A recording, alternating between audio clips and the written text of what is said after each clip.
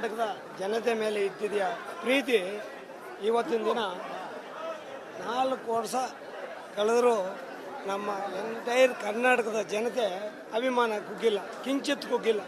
ಇವತ್ತಿನ ಜನ ನೋಡಿದ್ರೆ ಇಷ್ಟೊಂದು ಜನ ನೆರೆದಿದ್ದಾರೆ, ಕಿಕ್ಕಿರಿಸ್ತಾ ಇದ್ದಾರೆ. ಅಪ್ಪು ಎಲ್ಲೂ ಹೋಗಿಲ್ಲ ಮೇಡಮ್. ನಮ್ಗನ್ಸತ್ತೆ ನಮ್ಮ ಕರ್ನಾಟಕದ ಜನತೆಯಲ್ಲೇ ಯಾರೆಲ್ಲ ಒಬ್ಬರಲ್ಲಿ ಇದ್ದಾರೆ ಅಂತೇಳಿ ನಾನಾದರೂ ಭಾವಿಸ್ತೀನಿ. ಅಪ್ಪು ಅವ್ರು ನಮ್ಮ ಜೊತೆಗೆ ಇದ್ದಾರೆ, ಇಲ್ಲಾಂದರೆ ಇಷ್ಟೊಂದು ಜನ ಸೇರೋಕ್ಕೆ ಸಾಧ್ಯವೇ ಇಲ್ಲ.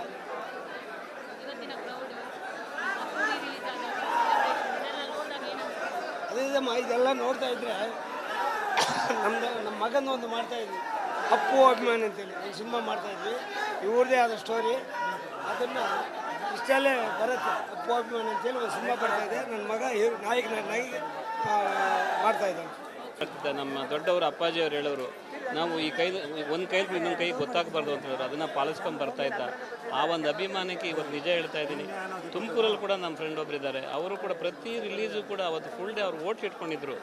ಪ್ರತಿ ರಿಲೀಸ್ಗೂ ಕೂಡ ಅವ್ನು ಪಿಕ್ಚರ್ ಬಂದರೆ ಅರ್ಧ ಟಿಕೆಟ್ ತಂದು ತೋರಿಸಿದ್ರೆ ಅವ್ರು ಫುಲ್ ಡೇ ಏನು ಕೇಳಿದ್ರು ಊಟ ತಿಂಡಿ ಕೊಡ್ತಾಯಿದ್ರು. ಅಂದರೆ ಎಷ್ಟರ ಮಟ್ಟಿಗೆ ಅವನ ಒಂದು ಅಭಿಮಾನ ಇತ್ತು ಅನ್ನೋದಕ್ಕೆ ಇದು ಸಾಕ್ಷಿ. ಥ್ಯಾಂಕ್ ಯು ಮಾ.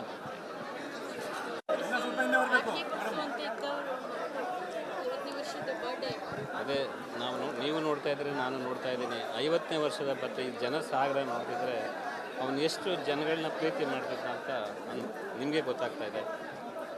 50 ವರ್ಷ ಆಗಿದೆ ಅವನಿಗೆ.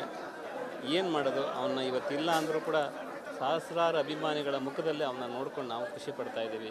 ನಿಮ್ಮ ಮಾಧ್ಯಮದ ಮುಖಾಂತರ ಅವನ ಬಗ್ಗೆ ಅವಾಗ ತಾವುಗಳು ಕೂಡ ಅವನ ಬಗ್ಗೆ ಹೇಳ್ತಾ ಇರ್ತಾರೆ. ಅದನ್ನೆಲ್ಲ ಕೇಳಿ ಅವನು ಎಲ್ಲೂ ಹೋಗಿಲ್ಲ, ನಮ್ಮ ಜೊತೆಯಲ್ಲೇ ಇದ್ದಾನೆ ಅಂತ ಅಂದ್ಕೊಂಡು ನಾವು ಇದ್ದೀವಿ. ಖಂಡಿತ ಅವನು ಇಲ್ಲೇ ಇದ್ದಾನೆ, ಎಲ್ಲೂ ಹೋಗಿಲ್ಲ ಅಂದ್ಕೊಂಡು ನಾವು ನೋಡ್ಕೊಂಡು ಖುಷಿ ಪಡ್ತಾ ಇದ್ದೀವಿ.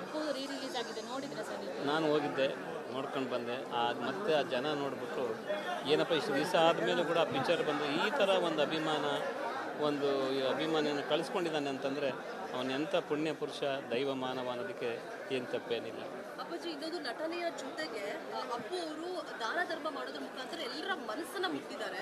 ಸೊ ಈಗ ಏನ್ ಮಾಡ್ತಿದೆ ಅಂತ ಹೇಳಿದ್ರೆ ಸಾಕಷ್ಟು ಜನ ಹೋಟೆಲ್ ಅಲ್ಲಿ ಆಫರ್ಸ್ ಅನ್ನ ಕೊಡ್ತಾ ಇದ್ದಾರೆ. ಹಾಗೆ panipuri, Mahalakshmi layout opposite swimming pool ಏನಿದೆ ಅಲ್ಲಿ ಅಪ್ಪು ಅವರು ಯಾವಾಗ್ಲೂ ಪಾನಿಪುರಿ ತಿಂತಾ ಇದ್ರಂತೆ. ಅಲ್ಲಿ ಫ್ರೀ ಆಗಿ ಪಾನಿಪುರಿ ವಿತರಣೆ ಮಾಡ್ತಾ ಇದ್ದಾರೆ. ಸೊ